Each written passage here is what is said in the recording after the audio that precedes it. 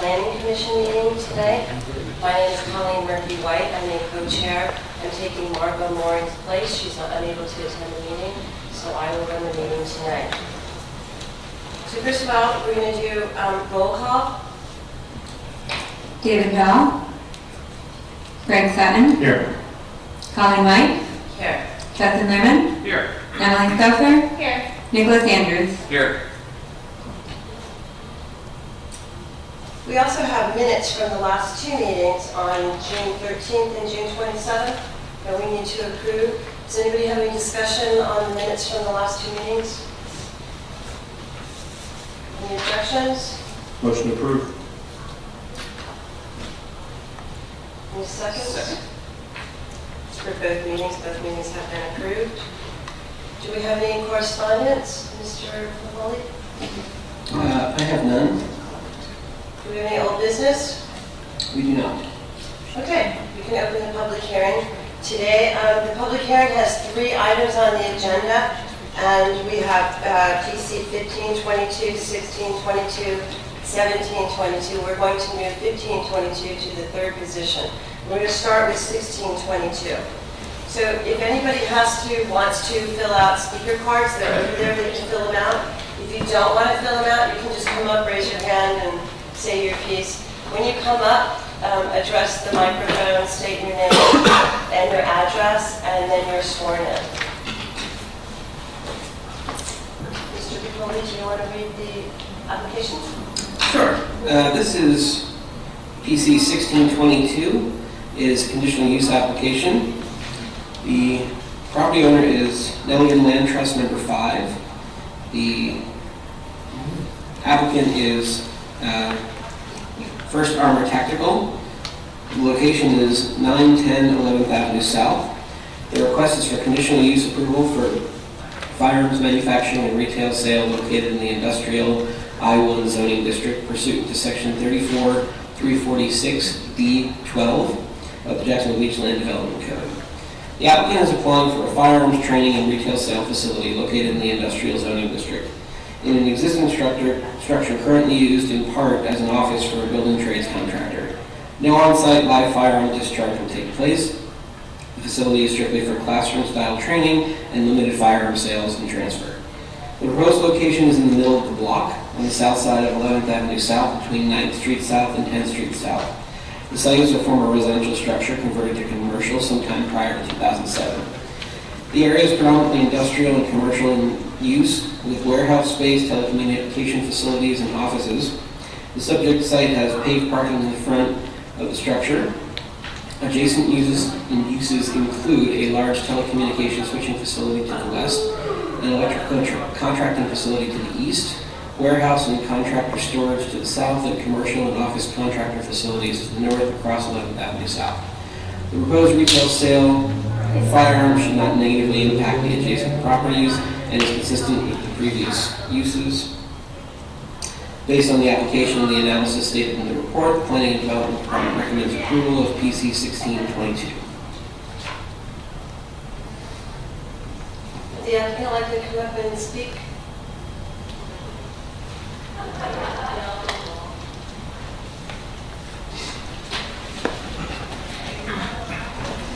Please raise your right hand. State your name and address for the record. Christopher Messines. Address. 2218 Fairway Dwellers Drive, Atlantic Beach, Florida 32233. Do you swear or affirm that the testimony you're about to give in this matter is the truth, the whole truth, and nothing but the truth to help you God? I do. Thank you. I am co-owner of Full Armor Tactical. My wife, who's also the owner. I was glad to hear that it's possibly approved. I didn't know if you had any questions for me.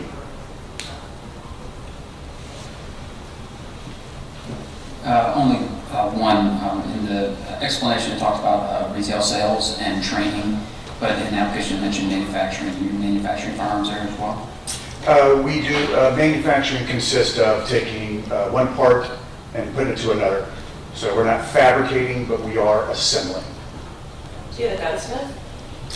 Pardon me? Do you have a gunsmith? No, ma'am. We have a gun armor, not a gunsmith. We don't do that type of work. What kind of training do you provide? Concealed carry, basic pistol, basic rifle.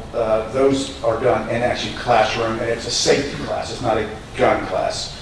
You go through laws, things like that, safety of storing, stuff like that. Anything that would be as far as shooting would be done in a range.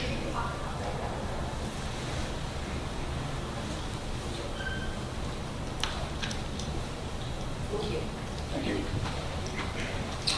We only have one speaker card here. It's not indicated whether it's in support or opposition, but if you'd like to address Dave Dick.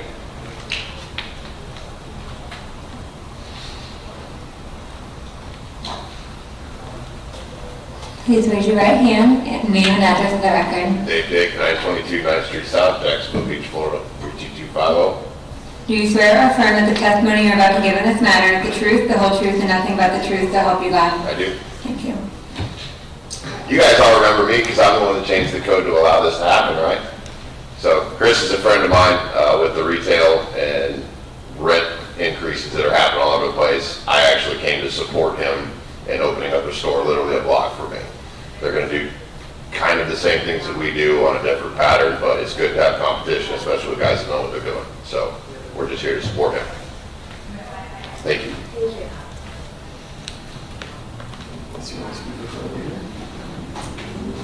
Does anybody on the staff have any comments or anything?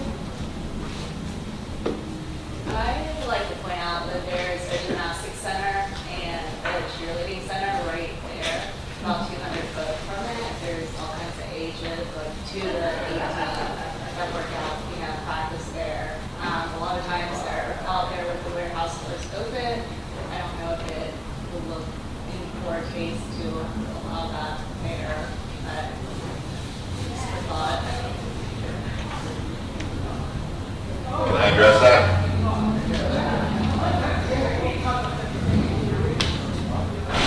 Just for clarification, did you mean poor taste to have this next to the gym or to have the gym next to the gun store? I guess the gyms are already there. So my gun store that's manufacturing and retail sales has been there since 2018. Gymnastics Center opened after that. Since I've been there, the only issue that our store has ever had with anyone is the code enforcement lady from Jacksonville Beach. So we have literally never had a problem. ATF regulations require that any gun store be 1,500 feet away from a school. We don't have schools within that range. I'm 2,100 feet, he's going to be 2,900, 3,500 feet away. So we're far enough to meet all the ATF regulations away from any type of school. Gymnastics Center doesn't fall into that.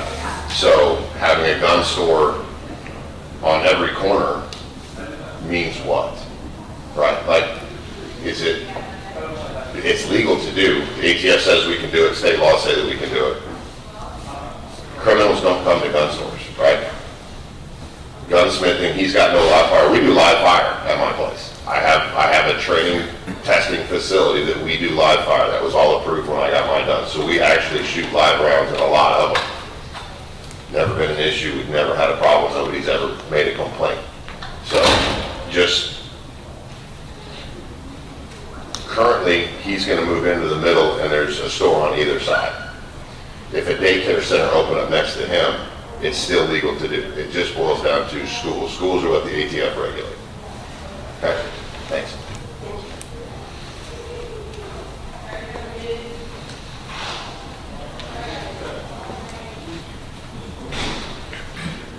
Does anybody want to make a motion? Motion approved. Second. Your matter's been approved. Oh, sorry. We can do roll call. Craig Sutton, Yes. Colleen White, Yes. Justin Lehrman, Yes. Emily Stouffer, Yes. Nicholas Andrews. Thank you.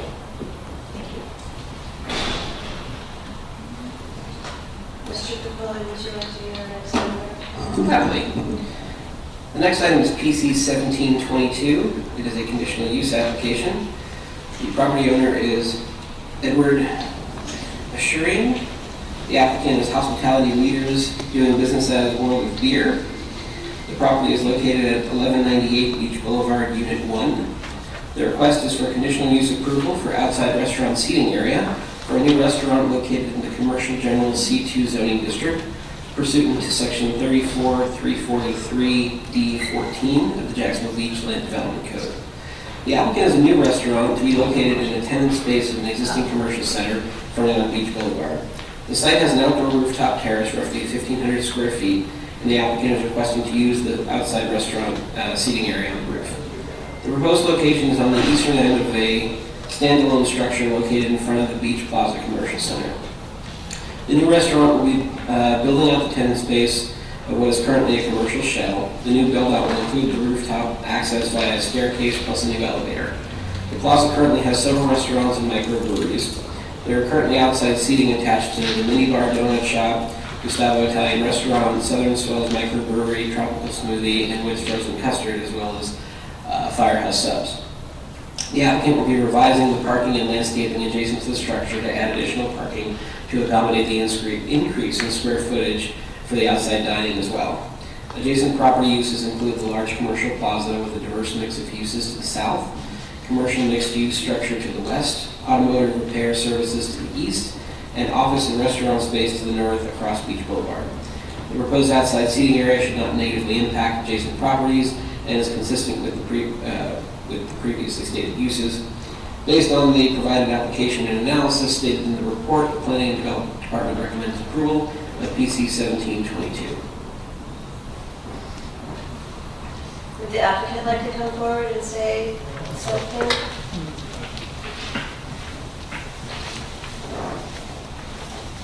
Please raise your right hand, state your name and address for the record. Good evening, my name is Gregory LeCount. My address is 1434 Hendricks Avenue, Jacksonville, Florida, 3207. Do you swear or affirm that the testimony you are about to give in this matter is the truth, the whole truth, and nothing but the truth, so help you God? Yes. Thank you. Yes, my name is Gregory LeCount. I'm here on behalf of Mr. Edward Sheridan, who could not be here. Mr. Sheridan, who is also in attendance here at this committee, and we thank you for allowing us to come here to discuss this new project. I'm also here with the owner, Jason Frimmel, for World of Beer as well.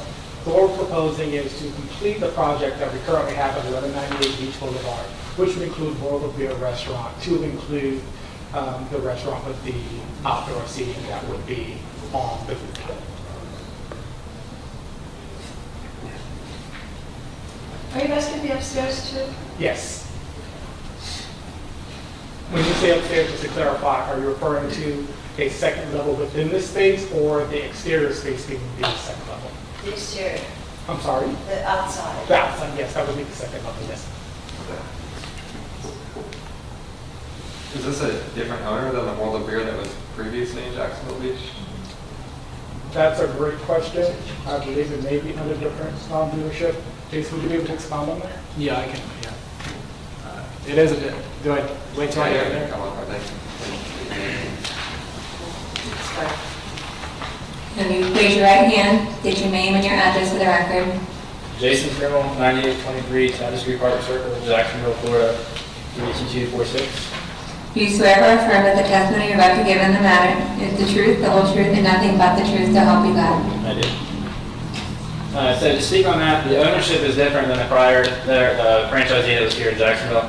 The prior owner had two different locations, one in Tinseltown and one in Jacksonville Beach. We just opened one location in South Point and look forward to opening up this one as well, being a great community partner. The prior one didn't do so great, and I don't know what the community reaction was to it. But we pride ourselves on running a really, really good operation and being great to our community, our neighbors, and other business owners as well. We got Franchisee of the Year for 2021, and we want to try to do it again. It's not super easy to achieve, especially 2 years in a row, but we're certainly going to strive for it. I think part of being a great development partner for World of Beer is making sure that things go really, really smooth all the time, even in crazy times. So we look forward to having such a great establishment that we're able to bring to the Jacksonville Beach area. So as far as prior ownership, we have nothing to do with that. How many beers do you have? Well, each location is going to be a little bit different. The standard is pretty much anywhere from 40 to 60. and then maybe 250 to 300 options in the cooler. Every now and then that changes. Like our Tallahassee location is another one under an umbrella as well, and there's probably 500 beers there right now because we're getting ready for a really large beer festival. But the typical location probably have a total of 300 at any given point. So something for everybody.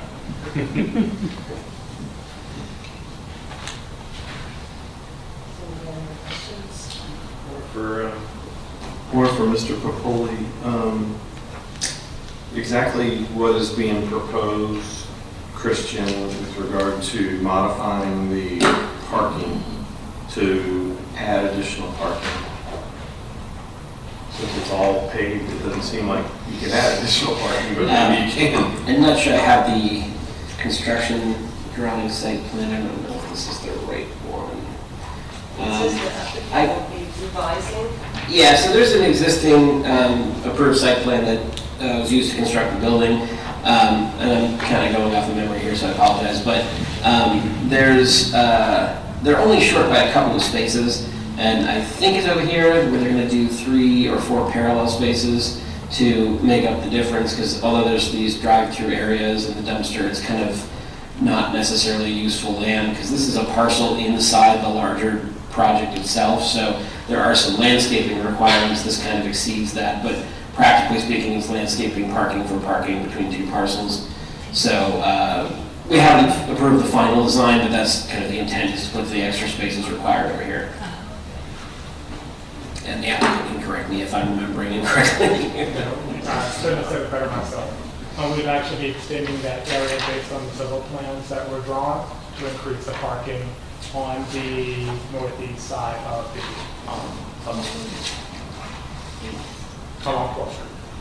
The project was originally designed as a future restaurant space, and they had conditional use approval for outside seating when they built the structure, but because it's a change of ownership where the tenant's different, the conditional use has to change, and the parking never really accounted for it, so.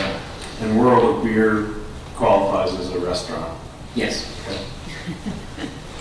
What are your hours of operation? I guess they just put this. So we actually, at most of our locations, we're at a 51 or greater % food split to beverage. Tallahassee is like 56% food, and South Point we're about 54 right now. So we actually have a really extensive food menu, and it's kind of a name we're establishing for ourselves. Previously, it used to be where you get a to-go order from the place next to you, and then you bring it over, so we wouldn't be able to count that as a food sale. But that was back in 2010 to 12 was where the brand kind of readapted. And it took a little while for all the locations to come on board, but 2016 and on, all locations going forward would have a full kitchen. And the hours of operation in South Point are 11 a.m. to midnight, so we'll probably mimic something similar to that here. I think that here there's probably be a little bit better of a nightlife crowd too, so we might stay open later on some nights of the week. And then I guess my only other question was like noise ordinances on a roof. Is that the same as like a patio? That would. Yeah, I mean, the noise ordinance is just generally the same citywide, so they would be held to the same standard. You know, obviously they're on Beach Boulevard, so Yeah. it's a little different than downtown, but yeah, they would be held to the same noise level. Doing an NFL ticket? Of course. That'll help. I don't think the other place did that. Yeah, Mr. LeCount, hopefully you can keep Southern Swells happy as well, so. I don't have any other questions. Thank you. Thank you. The only 2 speaker cards we had were for Mr. LeCount, Mr. Primmel, so we don't have any others. Would anybody else like to speak on? Discussions? Motion to approve? Second.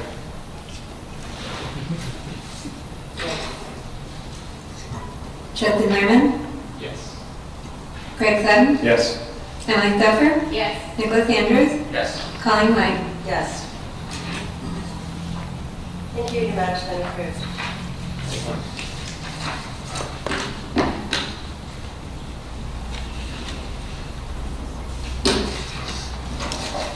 Ready for the next one?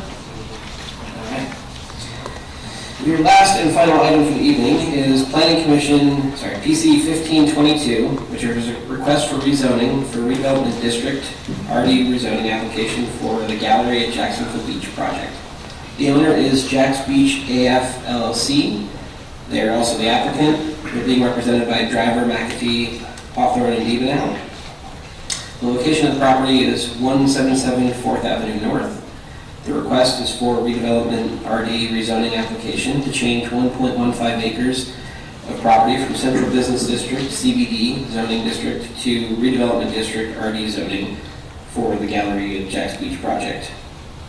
The property is the subject of the Gallery at Jack's Beach rezoning application. Is located on a downtown block that is bounded by First Street North, 2nd Street North, 4th Avenue North, and 5th Avenue North, and consists of approximately 1.15 acres of contiguous property.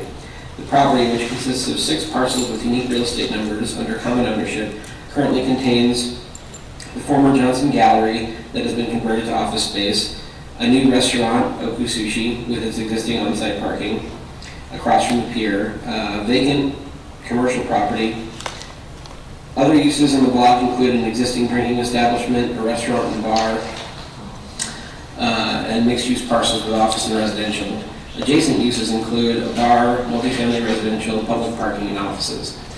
The applicant is proposing to continue to develop the property in phases with a mix of commercial uses in order to further the objectives of the Jacksonville Beach redevelopment plan. As is outlined in the application, in accordance with proposed RD rezoning, the project contemplates a mix of restaurant and office with commercial and retail uses developed in phases. Phase 1 being completed, which is the existing restaurant and office space, it's the former gallery. Proposed commercial uses are listed on page 8 of the project narrative and include a majority of the same uses that are currently permitted in the CBD zoning district. The applicant has also provided a list of conditional uses that will be permitted in the RD zoning district with approval of the Planning Commission. Parking is currently provided in for phase 1. I'm just going to pause here to kind of explain this on the site plan real quick. So this is the Johnson Gallery. This is Oku Sushi. The gallery, Oku Sushi has parking to the rear here. The gallery, and one of the reasons this was included in this project as phase 1, actually has a variance for 18 parking spaces that you could no longer request under the current code. There was a change in the code that eliminated the ability to request parking variances in the CBD district. So they wanted to make sure they captured that 18 parking space entitlement and carry it forward in this project, because parking is a big portion of why they're doing this. And just for clarity, the other 2 parcels include this large vacant parcel here and the spot between what is Lynch's and Flask and Cannon right here. Parking for phase 2 would also be provided on site, which is going to be this parcel right here. Phase 2 being the restaurant space here. I'll go through that in a little bit more detail in a minute. Parking for phases 3 and 4 would be provided through a combination of on-site parking, payment in lieu, shared parking agreements, and off-site parking as permitted in the Land Development Code. All rezoning applications are to be reviewed and considered by City Council, with the Planning Commission and Redevelopment Agency, who will each provide recommendations to Council. For rezoning applications that change the designation of property to redevelopment district, the CRA shall also consider the application and provide a recommendation to City Council. The Jacksonville Beach LDC provides the applicable standards for rezoning applications that shall be applied both by the Planning Commission and City Council.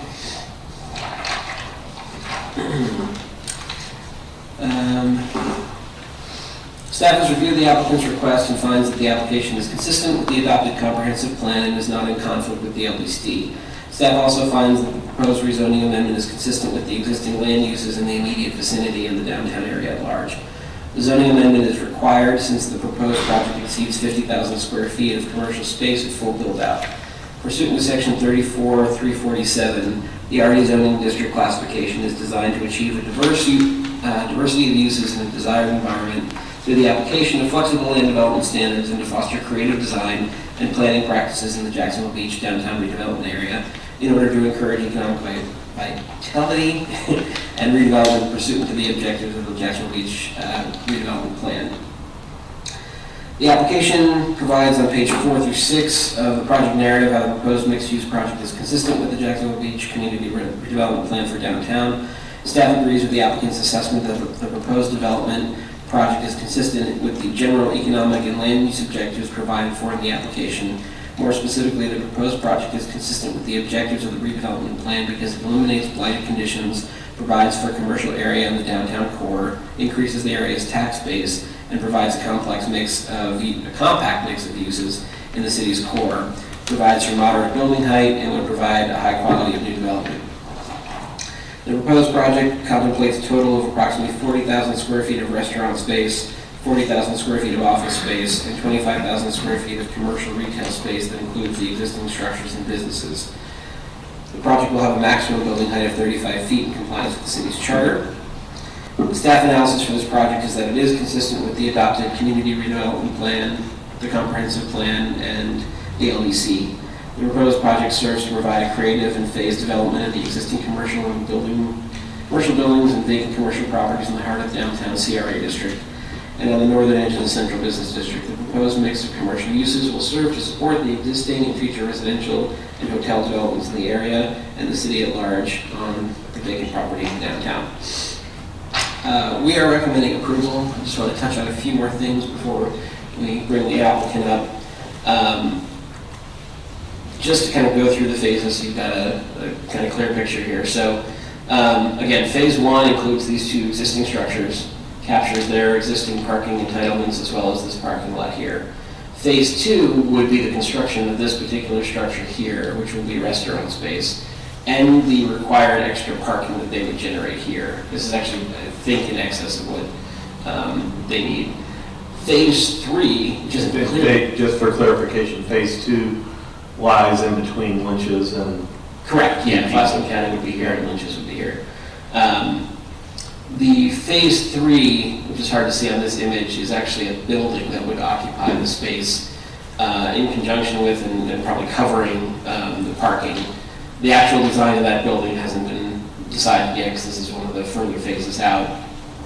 But in essence, they would most likely keep a majority of the parking under the building and then potentially provide some opportunities for retail space along the street frontage, depending on where it is. Another point to note, when they get past this initial phase 2 is where the parking starts to become a little bit more complicated for them. So this kind of shows phase 1, they've got 29 spaces total. That meets their need. Phase 2, they would build up the new parking area to cover their required parking. Phase 3, you start to see a deficit here of the total number of parking. And then by phase 4, they're short quite a few parking spaces. At this stage, they would have to take advantage of some of the alternatives that are listed in the code, which would include potentially the pay-and-lieu process, shared parking agreements, or off-site parking agreements. And there are stipulations in the code for how you achieve each of those. Again, these two phases are pretty far out, so they will have some time to look at that. There are discussions about the future of the city building parking garages in conjunction with private developers through some kind of P3 process. Nothing is solid in the works. CRA hasn't taken up anything. They're literally designing the processes to figure that project out right now. So that may or may not come into play by the time we get to these two phases. So you're saying that the parking that you have shown us could be a parking structure, like second floor parking? No. So what they're proposing is they would have ground floor parking and then a building over the parking that may or may not consume some of those existing parking spaces. In another location, probably on the city surface parking lot, the city has plans in the future to build a garage, and they might be able to take advantage of that by purchasing those parking spaces or leasing them or something along those lines. All else fails, there are other options. They can basically pay the city per parking space in a payment in lieu for providing that parking. That goes towards a fund to provide parking, potentially helping to fund that future garage. So either way, they'll be accountable for their parking, but how they get there is a little bit complicated. And that's one of the reasons they're looking to do this phase project, so they can take advantage of this initial phase 2, possibly phase 3 with this parking area, and then as they move forward, then they would have to accommodate that other stuff in the future. Some of this may be tied to the fact that this may be 1 or 2 or 3 stories, so that square footage would change their parking demand. Yeah, I mean, that's kind of in a nutshell. They have a pretty exhaustive list of uses that they're throwing in there. Most of them come from the CBD district that they're currently in. Their only other kind of complicated caveat, not really complicated, this building right here has a outdoor seating courtyard element to it. The central business district standards, which generally would apply here, even under the redevelopment zoning, require that you basically build to the street. You don't have massive voids, you're not building a monolithic box, you have some variation in architecture. It would basically make this impossible because you can only go back, I think, 10 or 15 feet maximum from the street. So they've asked that this part of phase 2 be exempted from those guidelines so they can do this amenity. Otherwise, we had some discussion with the CRA. This would potentially still fall under those CBD standards. If they wanted relief from that, they would come back to you at a later time to basically seek relief from those standards. But this project isn't designed at this point, so they really aren't committed one way or the other. The CRI did review this earlier today, and they did recommend approval. So if you have any questions, I'm happy to answer them at this point, or give the applicant spiel and we can come back to it. Is it safe to assume that during the construction of phase 3, parking won't be available? That's a good question. I didn't know the answer to that. There are provisions typically for laydown yards for construction downtown, but I would imagine if they're drilling pilings, then probably it wouldn't be available.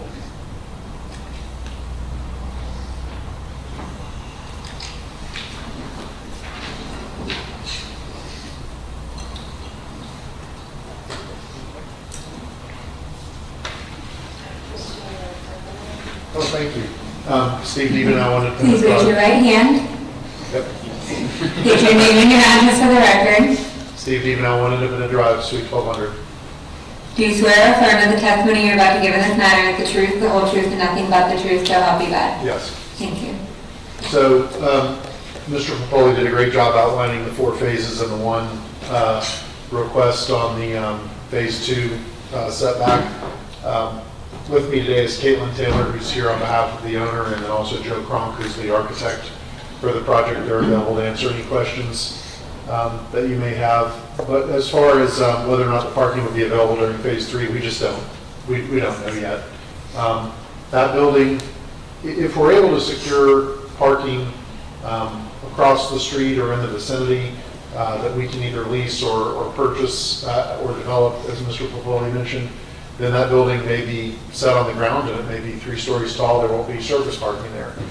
If we're not able to secure off-site parking and we're paying into the fund, then it may be that that's the ground floor is all parking, and then the parking lot is screened, and then the top 2 floors are office or some type of residential. We just don't know yet. But overall, the purpose of the rezoning is to capture the mixed-use nature, to aggregate everything together so that you can see the future plans all at once. The only phase that Christian didn't mention is phase 4, I think, which is the gallery. The ground floor would convert from office to restaurant. And so that's a pretty big deal. And you can see where the courtyard is above phase 4. It's the dotted area. That's where the 18 parking spaces are right now for the gallery. That would turn into a courtyard and a breezeway. The building would be cut in half to some extent so that you'd have a restaurant on the left, a restaurant on the right, and then all the supporting services that go along with it. Upstairs on the 2nd floor will always remain office. That's where the owner lives, or where the owner works rather. And then on the 3rd floor is a private reception area, which theoretically could be converted to support one of the restaurants, but I think that's, for a variety of reasons, probably not going to happen, although it's built in a way that it's flexible, that it could be done. But we're available to answer any other questions you may have, and appreciate the thorough report that Mr. Popoli did for you. Are they going to keep the gallery? Well, the gallery itself right now is office space. So you may remember about 5 years ago, we made a proposal to develop or lease parking spaces across the street. That didn't, at the time, gain any traction, and so as a result, the ground floor, instead of being converted to restaurants 5 years ago, it converted to office space. And so those office spaces, the good news is that a part of that process, we found incredible restaurant operators, and one of them is actually at Oku right now. So that operator that we found, that the ownership group found in South Carolina, came down, and the moment he opened, his reputation in the Southeast is so strong that the moment it opened, we had 25 reverse inquiries on any other available restaurant space in the area, but just aren't able to provide it because we don't have the quality of parking that those operators would require.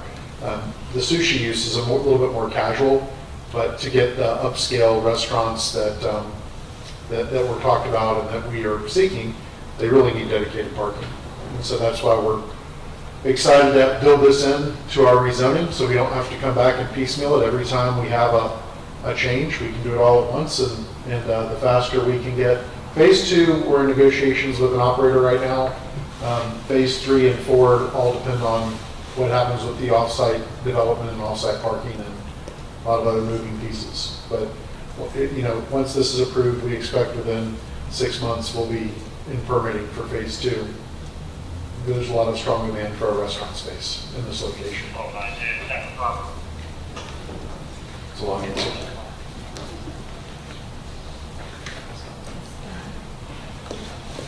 So the concept seems very strong as far as I'm concerned. My concern is that it is conceptual in nature right now.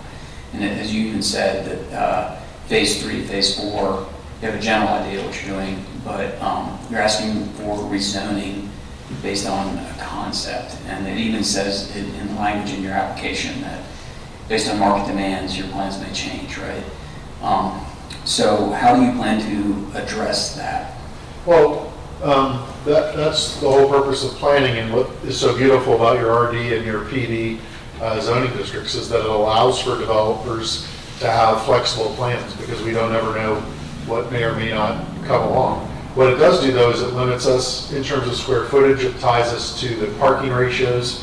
It also commits us, other than the one at the very edge of Phase 2 on architectural standards, it commits us to all the overlay standards for architecture and setbacks and all of the treatments along the streets.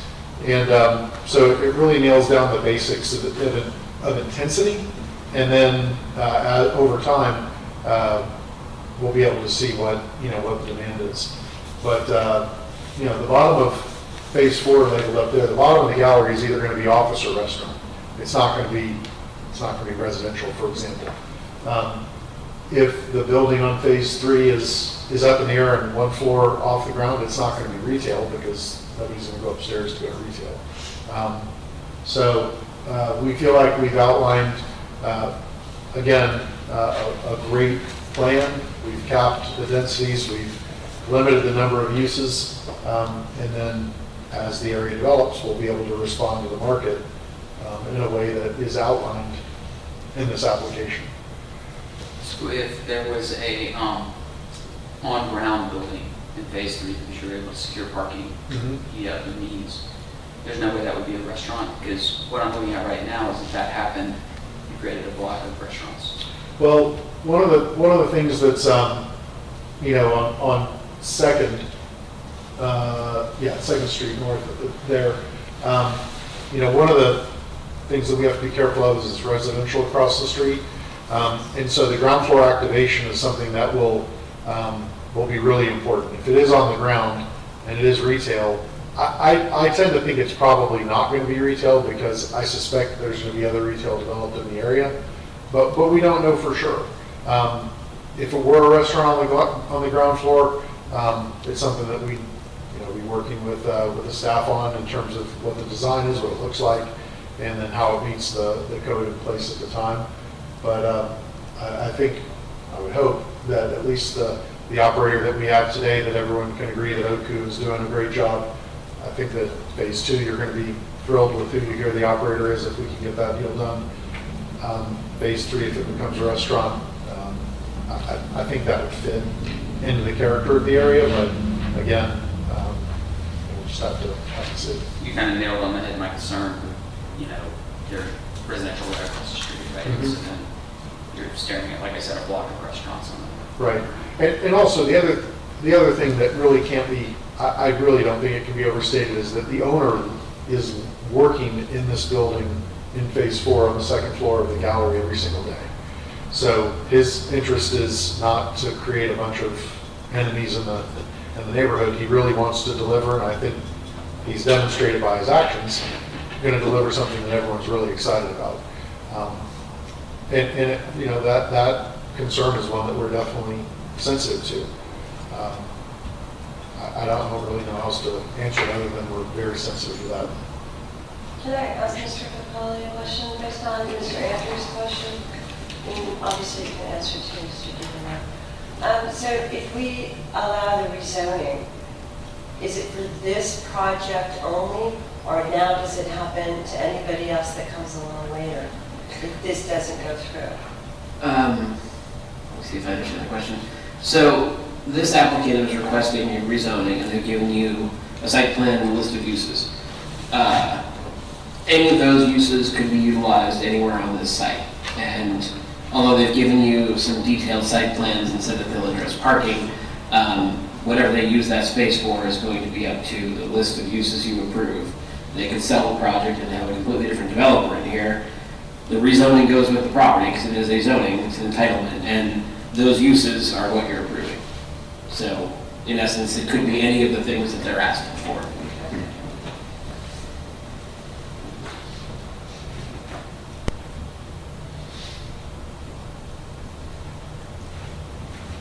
Just to the, Steve, just to the west there is Pier Point, is that right? Yes.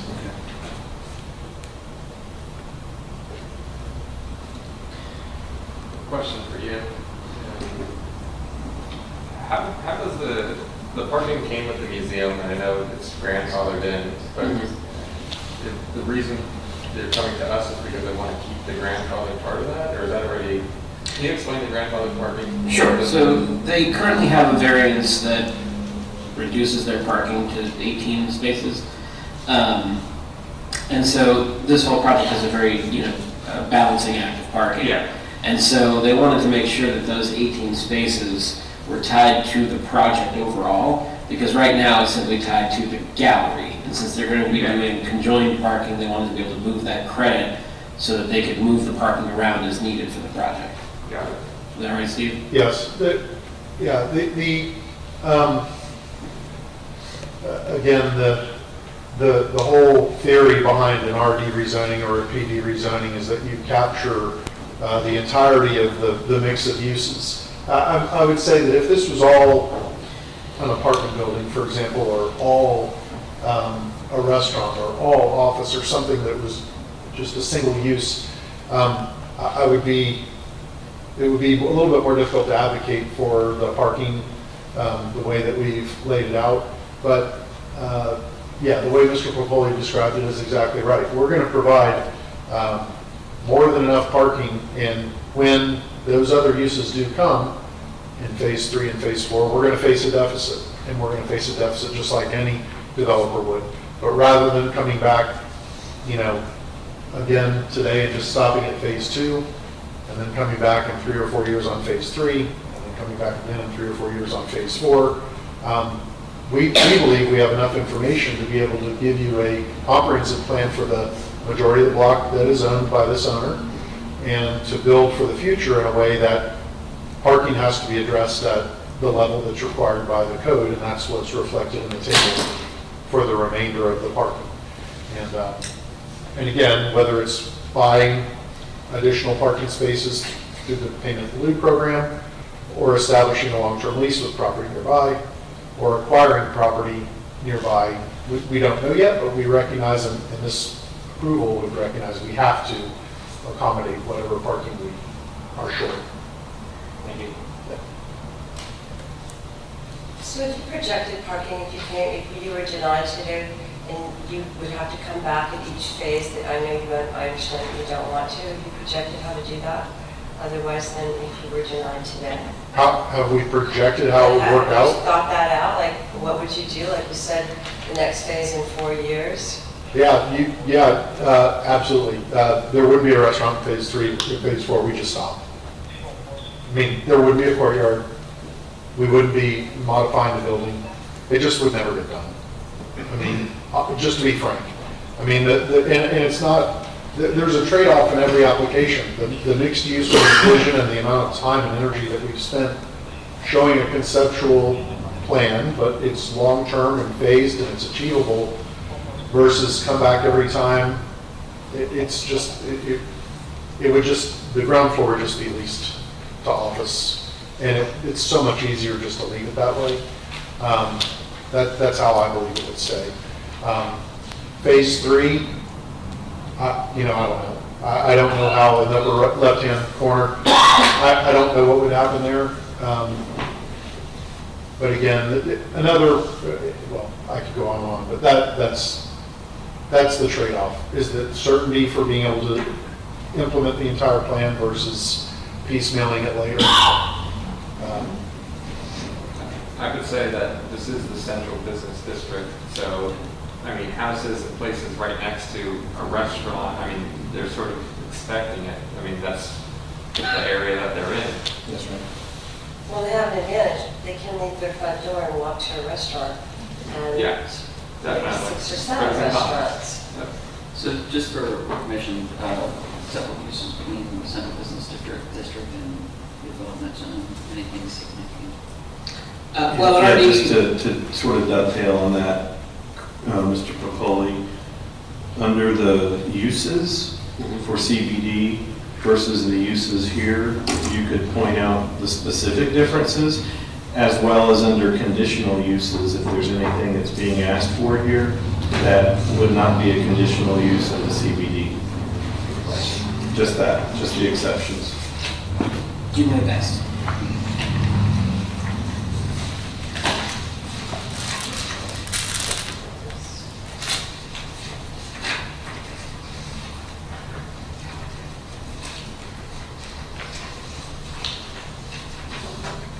Did we already use speaker cards and all that? Do you have the standard code? Oh, no. You don't have standard code.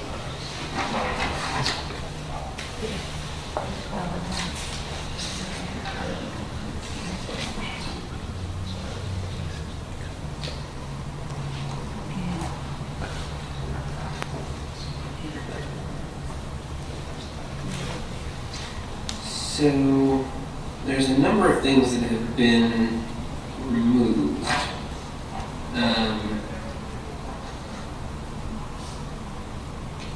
Well, I say that, they might just be in a different order.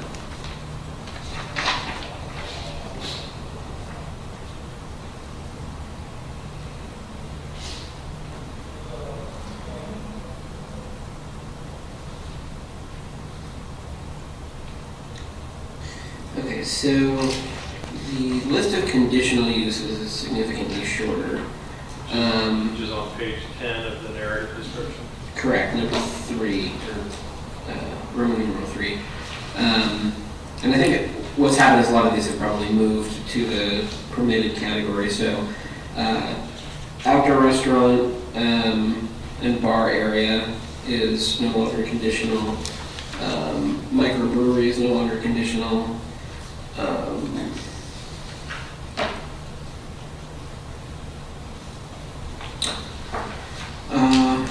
Bar, lounge, nightclub, and tavern is no longer conditional.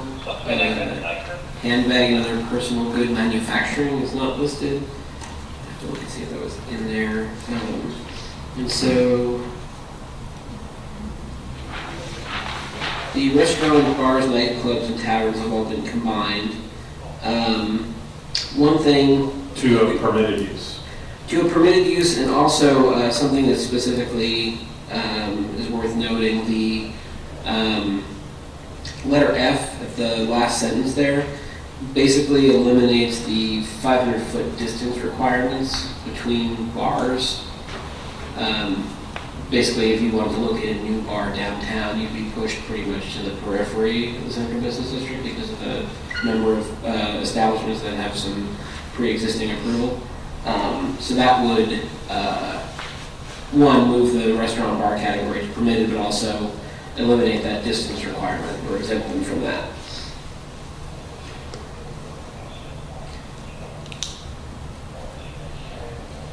The rest of the conditional uses on page 10 were already in CBD? Yes. They're all conditional use in CBD, doesn't move from, The ones that are still conditional are conditional in CBD.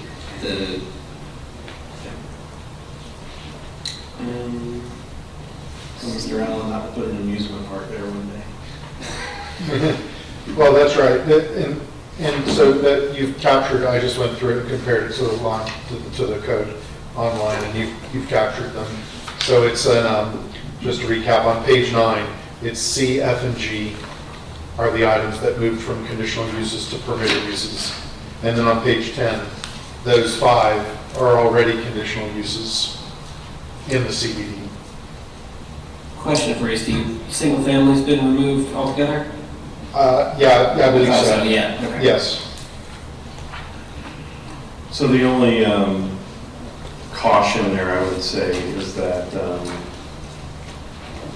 since we brought Pure Point up, if we were considering restaurant, bar type thing there on that western edge, we would be taking that into consideration since it's not a approved use in CBD, it's a conditional use. That would be a reason to say this just isn't quite the area. I'm not saying that is a reason not to move forward with this, but that would be sort of the caution there in that if we were going to take that into consideration at some point, it's now removed.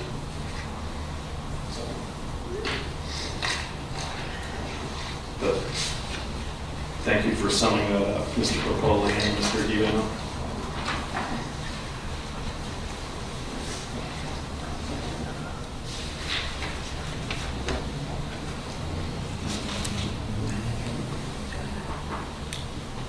I don't have any speaker cards for this item other than Mr. Divino. I'm not going to ask him to speak on it since he already has.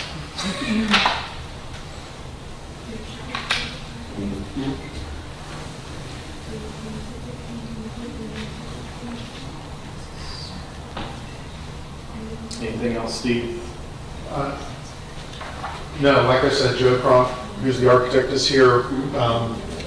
And then Caitlin Taylor's here as well, for the owner. So we're available to answer any other questions you may have about the proposal.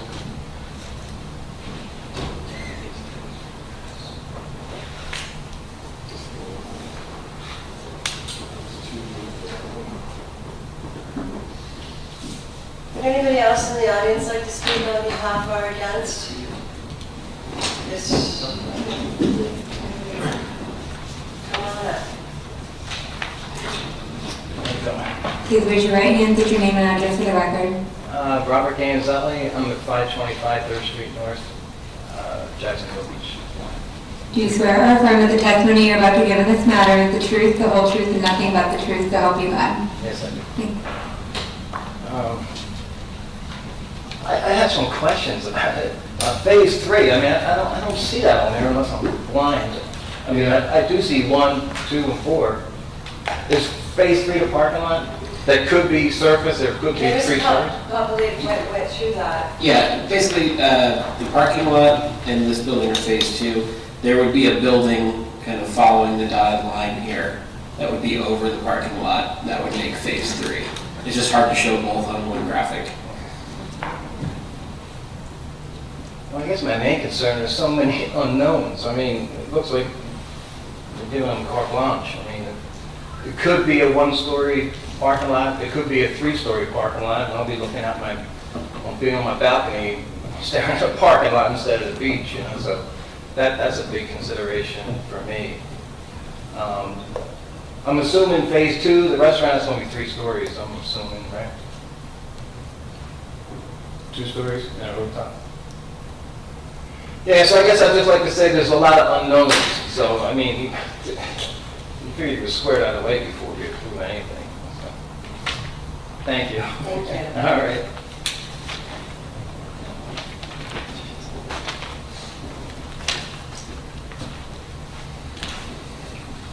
I'll just add that I think the project is pretty unique. It's definitely needed for that square block. It's been, the Oku was obviously a big addition and has added a lot. That was a great first step. Not that Lynch's and V Pizza and the other place aren't, and the galleries always looked pretty nice, with although the uses have sort of changed. So I think the intent here is definitely definitely good. Mr. Allen is suggesting something really nice here. So I think overall for downtown, I think it's definitely a step in the right direction and needed. And to Mr. Lehrman's point, we're in the CBD, and the mixed use is part of the beauty of that, and sort of to be expected between residential and commercial. I would also add to that in my mind, it's not really carte blanche because it's to follow guidelines set by the city on height restrictions and parking and all those other items. I miss the jazzercise behind Lynch's. I agree that whole block has been kind of a icky spot for many years.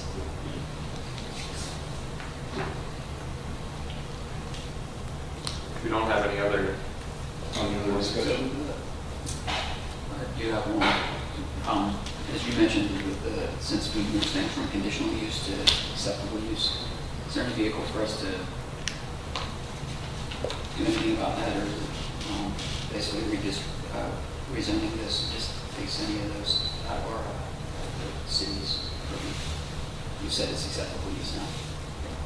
You want to comment on that, Mr. Popoli? I mean, the way it's written, it would be.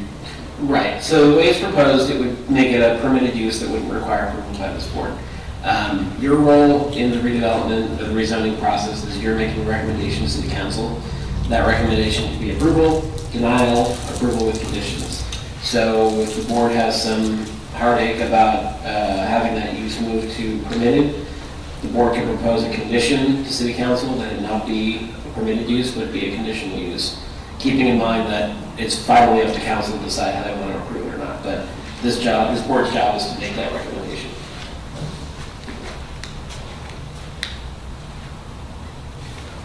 Can you tell us why the planning commission first had suggested that we approve it? I'm sorry? The CRA? Yeah, the CRA board, basically, their concern had to do more with the architectural use, the architectural design. So they wanted to ensure that the Phase 3 building would adhere to the design requirements in the CBD, and that, as these things go through staff approval, just make sure the staff has oversight over what those projects look like, which they do normally, but basically just to give it additional scrutiny. It'll probably go back to the CRA in the form of a staff report, just to let them know how the project's progressing when it comes along. But their main concern was the architecture.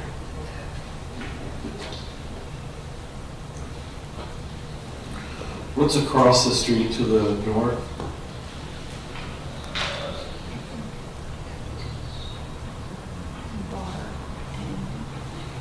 Apartments, Mangoes. houses. Mango's on the corner first. How about on the corner a second? It's an office. Apartment. And then apartments upstairs. Like a house.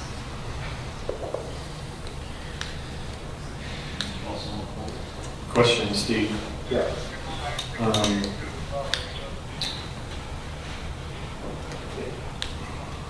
If we put a conditional use in there of any restaurant space facing Second Street, is that too restrictive? I mean, I don't see it probably facing Second Street anyway. I think they would face whatever they are. What is that, 4th and 5th? yeah, Fifth. Obviously, the ones on First are. Yeah, I mean, I can see that. I mean, remember, again, just for background, remember you have lots of controls around restaurants and any other uses. You have noise ordinances, you have limits on the number of, like right now, if we wanted to do a bar here, there's no liquor license available. The city of Jacksonville Beach is capped at the number of liquor licenses. There is one to be had even if we wanted it. So what we're trying to do is soften that edge. And so, yeah, Mr. Sutton, if that was added as a condition on, rather than saying phase 3, maybe you just say at the corner of 2nd and 5th, or in the northwest corner of the property. I don't know, we'd have to work with staff on just the language to make sure we're all talking about the same spot. Well, even on the gallery in the future, how would you see that restaurant space? Is it sort of oriented? It's going to open, it's going to be primarily focused inward towards the courtyard and towards 4th, which is the main road leading to the pier and is the main road. I don't know, Joe, if you want to touch on that. Do you mind if Joe Crom comes up and talks about that? I'm Joe Crom, with Crompic Architecture at 1936 San Marco Boulevard. Do you swear or affirm that the testimony you're about to give in this matter is the truth, the whole truth, and nothing but the truth to help you God? I do. Thank you. I think some of the comments on the western edge of the property certainly make a lot of sense. Part of the RD rezoning, it really gives us the ability to master plan the project and provide some predictability in a series of decisions that we make as planners on really where to zone and where to, capture energy from an existing spot or buffer. So I think that the idea of a soft edge, like Steve mentioned, on the west makes sense, but at the same time, we feel that the northeast or northwest corner is an important corner. We want to bring our buildings to the corner. We want to activate that space, because if you look at that, there's going to be 4 other corners or 3 other corners that really need to be, part of the energy. It may be a secondary level of energy, but we want to take advantage of that. So I think identifying the western edge. So here, if we're concerned about noise or whatever, this seems problematic, and then whatever this turns into in the future could be problematic, especially with Pier Point sitting right here. So I think an orientation here for the gallery and here, and this is sort of protected by this wing, right? And then this is TBD, but sort of the same concept, that it would be either oriented north or inward or whatever the case. I'd say the 2 things that we would want you to consider in that language would be, you'll notice that on the west edge of the gallery, we were the ones who opened up those windows. We did that in a way that was deliberately a high windowsill. It wasn't windows and doors that went to the ground opening up and, forcing the energy out. It was a much more passive way to engage and bring light into that. So that was a measured response to that western. Yeah, and I'm not suggesting there not be windows and stuff like that, like just walls all along 2nd Street here, because that's not very attractive either. But, possibly if we were to approve this, part of the conditional use could be that any restaurant space, particularly around outdoor seating, oriented towards 2nd Street would require conditional use approval. Yeah, but I do think that the corner is an important element. And if we say that the entire western edge has a design limitation on it, it may affect the ability for that northern facing really to work. Because if you think about a restaurant that would be on a corner or a place where you'd have that, we really want to create something along the north edge to activate that street.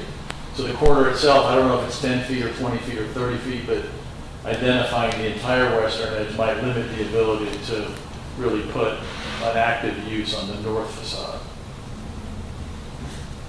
Because usually you occupy the corner, that might be the entrance, it might be, there's usually a corner transition. So that's the only thing I'm going to make it work right here.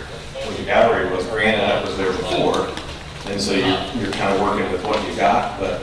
Right, so I think that something along the lines of the orientation being, primary orientation being to the north or the south, or frankly even the east, which it never will because of the built environment, but that the main orientation of the restaurant, the main entrance, maybe isn't on the western edge.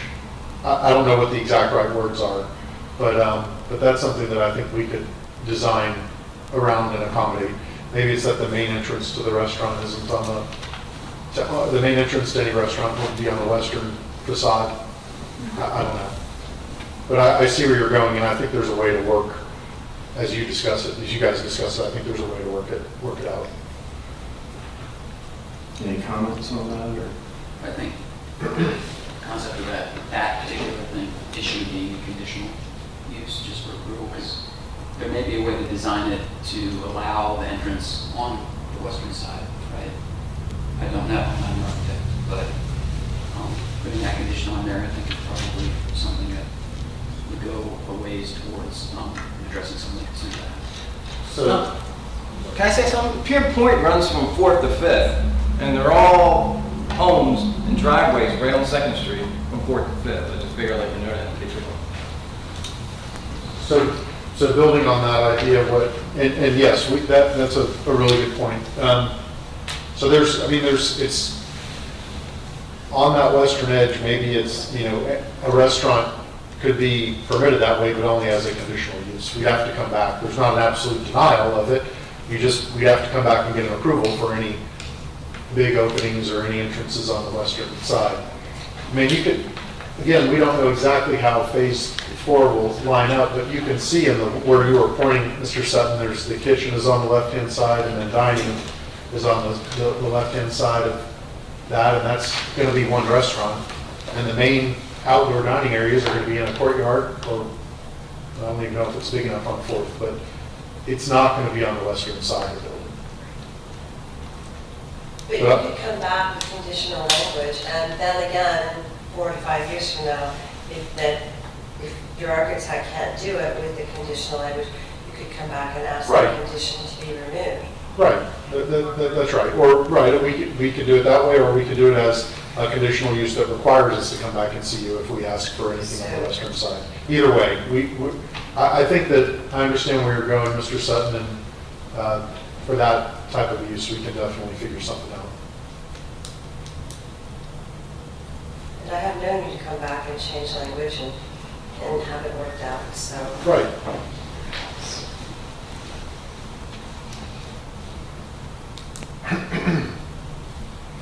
I think Mr. Sutton is writing. Okay. Constitution. Are we good? All right, I'm going to recommend approval. I think it's a great project. Recommend approval with the conditional use that in phase 3 or 4, as it relates to bar and restaurant development, any primary, whatever you want to call it, ingress or egress orientation to the restaurants, as well as outdoor seating, will be oriented to the north or south.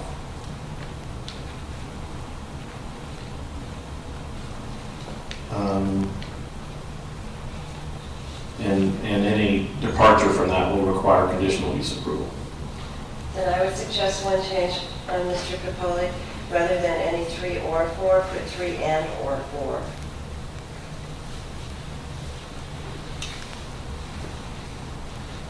And just for the record, I think typically the applicant has to indicate their ability or their agreement with that, since this is a contract zoning, we would agree to that language the way you described it.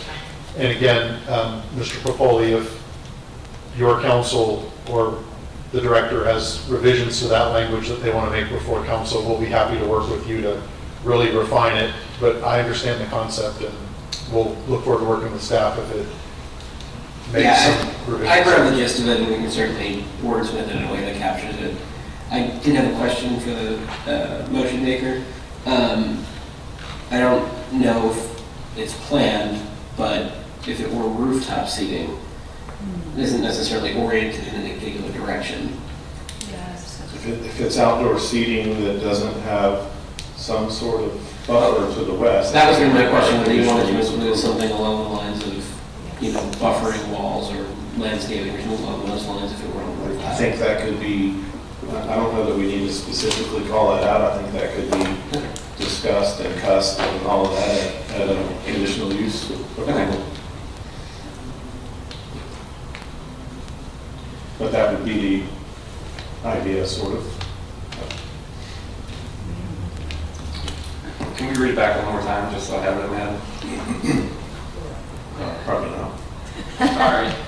Recommend approval with a conditional use that in phase 3 and/or 4, as it relates to bar and restaurant development, any primary ingress or egress orientation, as well as outdoor seating, will be oriented to the north or south. I would say any variation to that, specifically to the west, will require conditional use approval. It'll be oriented in the north, south, or east, right? I don't think they would do that, but sure. We called out north, south, and not east. We could put north, south, or east. I'll go ahead. That's not going to happen, but. Well, actually, that's a good point, because the gallery could have an outdoor seating on the east side of the, Yeah. of the gallery, so that's actually a really good point. And who knows what 4 is, right? So we could. I'll go ahead and second that. He didn't make a motion. Oh, you didn't? There's no recommendation. Uh-huh. Did you want to change that to a motion? I think I did state right up front, I was making a motion. Oh, I'm sorry. I see. Second the motion. Craig Sutton, Yes. Justin Lerman, Yes. Emily Stouffer, Yes. Nicholas Andrews, Yes. Colleen White. Yes.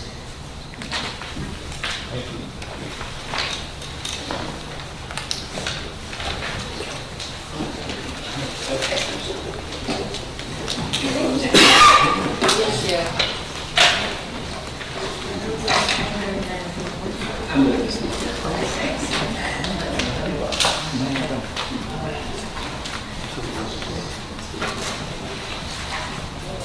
Just here. Do we have any department reports? As noted on the agenda, we won't have a meeting until August 22nd. Also, we've officially signed a contract with Kimley Horn as our consultant for the Land Development Code and Comprehensive Plan. We will begin scheduling public hearings probably in October. They're going to spend quite a bit of time going through our existing code and going through known problems that we've pointed out to them. The plan right now is there will be targeted meetings for collecting information with business owners, with citizens, and then specifically this board and the Board of Adjustment. We'll have a meeting just for you guys to, talk about the land development code, talk about problems, things you'd like to see changed. And that'll be like some kind of information gathering. And then once we get through that process, they're going to go and start drafting things and bring draft ideas back. Have another set of hearings or public meetings to get input on those ideas as they've drafted them. And then we'll be heading through the full public hearing phase. So October, we'll be looking at calendars, probably before then, but like I said, the meetings will be Thursdays, it looks like, because it's pretty much the only day we don't have a meeting. So it'll be Thursday evenings, most likely. That's it. Insurance.